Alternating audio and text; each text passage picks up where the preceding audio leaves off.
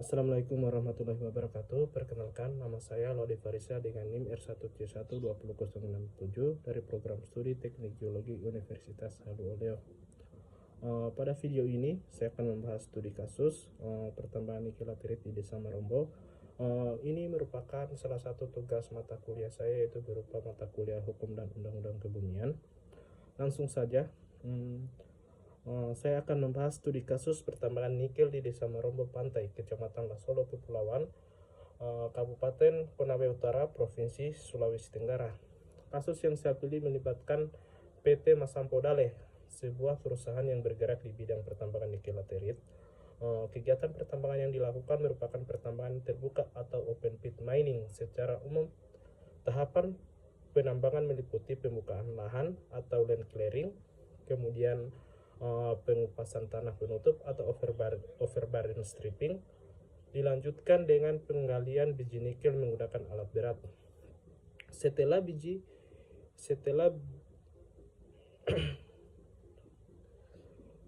itu biji dimuat ke dalam dump truck, kemudian diangkut menuju stockpile, kemudian dikirim ke pelabuhan untuk dipasarkan atau diolah di smelter.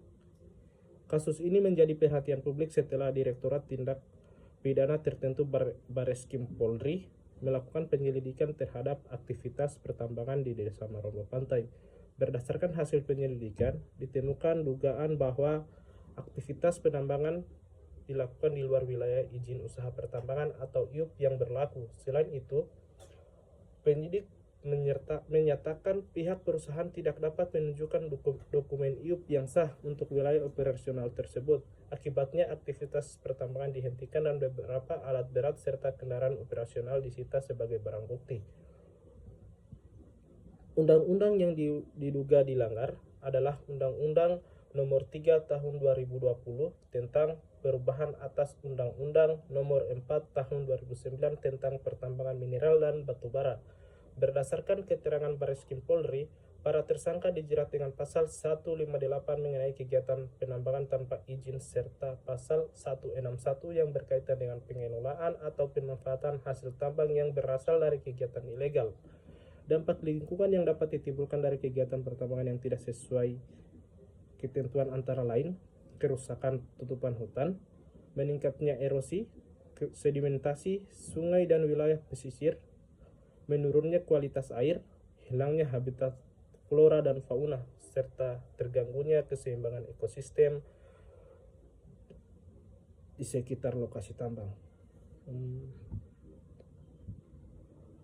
Mengenai AMDAL, sampai saat ini sebenarnya belum terdapat informasi resmi yang menyatakan bahwa PT Masampo Dale ini tidak memiliki dokumen AMDAL. Namun penyidik menyatakan adanya dugaan kegiatan penambangan di luar wilayah izin yang berlaku. Apabila kegiatan dilakukan di area yang diizinkan, maka dokumen AMDAL yang dimiliki tidak dapat dijadikan dasar untuk kegiatan pada lokasi tersebut. Oleh karena itu, kepatuhan terhadap seluruh perizinan dan pengelolaan lingkungan sangat penting dalam setiap kegiatan pertambangan. Kasus ini pertama kali diterbitkan secara luas oleh Antara News dengan judul Polri tetapkan 2 tersangka tambang ilegal yang melibatkan Masampo Dale, yang dipublikasikan pada Minggu 15 Maret tahun 2026 pada pukul 11.50 waktu Indonesia Barat.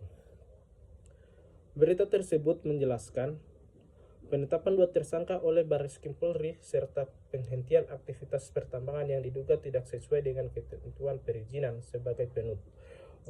Sebagai penutup, kasus ini menunjukkan bahwa kegiatan pertambangan harus dilakukan sesuai aturan perundang-undangan, memiliki izin usaha yang sah, serta memperhatikan pengelolaan lingkungan agar tidak menimbulkan kerusakan ataupun kerugian bagi masyarakat. Demikian pemaparan saya. Kurang dan lebihnya mohon dimaafkan.